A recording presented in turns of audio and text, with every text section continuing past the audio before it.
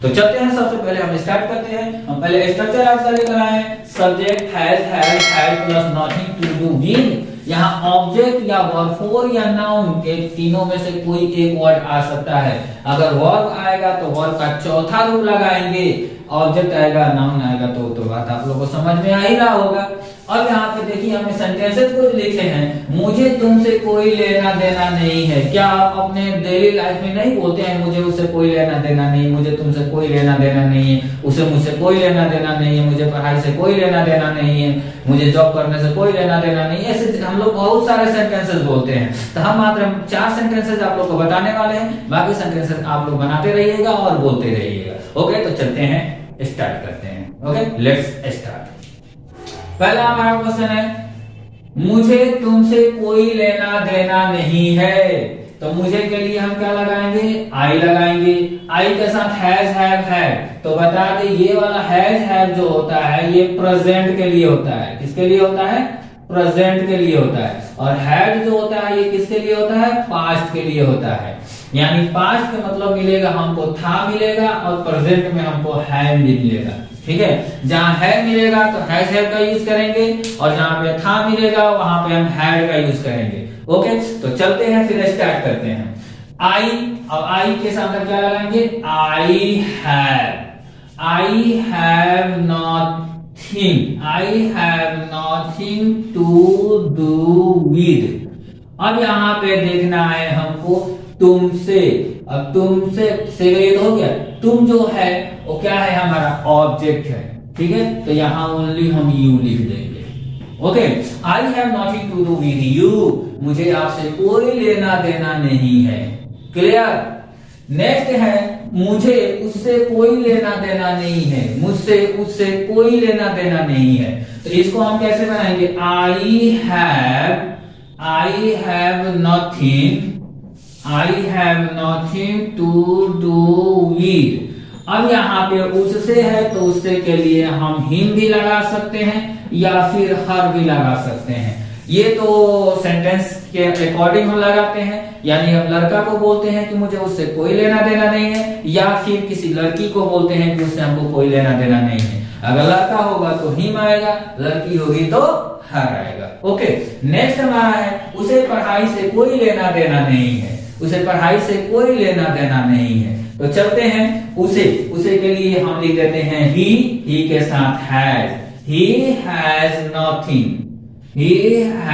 Nothing to do with. अब यहाँ पे देखो पढ़ाई है। पढ़ाई जो है हमारा क्या है, पढ़ाई हमारा वर्ब है। तो वर्ब का चौथा रूप लगेगा। मन करे तो रीडिंग लिखो या फिर स्टडिंग लिखो। ओके, रीडिंग लिखो या स्टडिंग लिखो।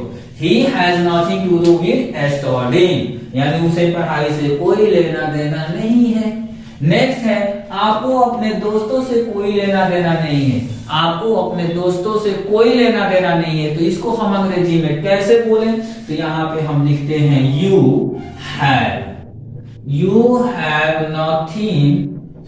have nothing to do with।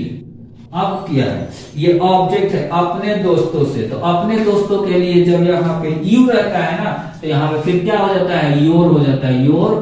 Friend जब ज्यादा है तो यहाँ पे लग जाएगा फ्रेंड्स। यानी you have nothing to do with your friends.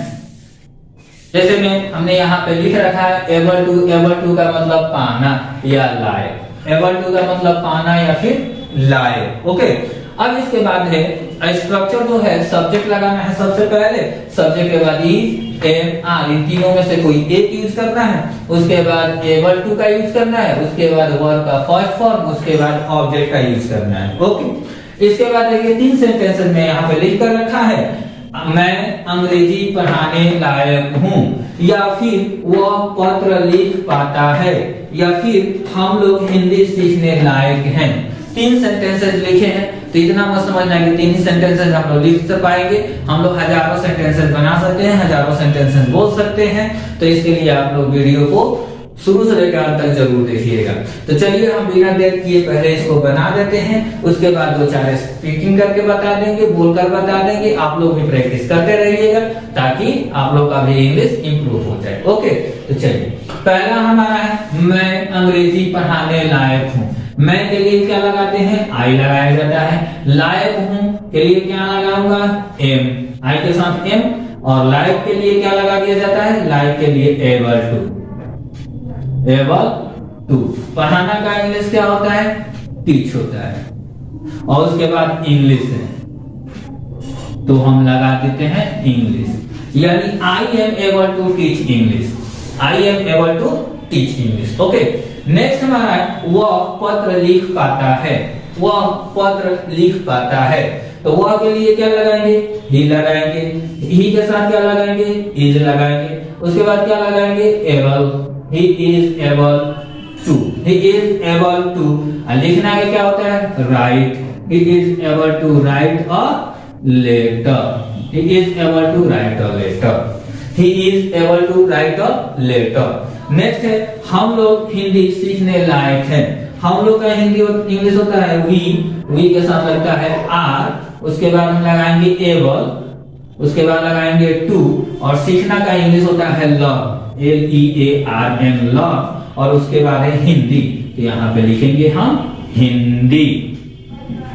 Okay, यहाँ पे हमने लिख दिया we are able to learn Hindi. Okay, अब हमको क्या करना है?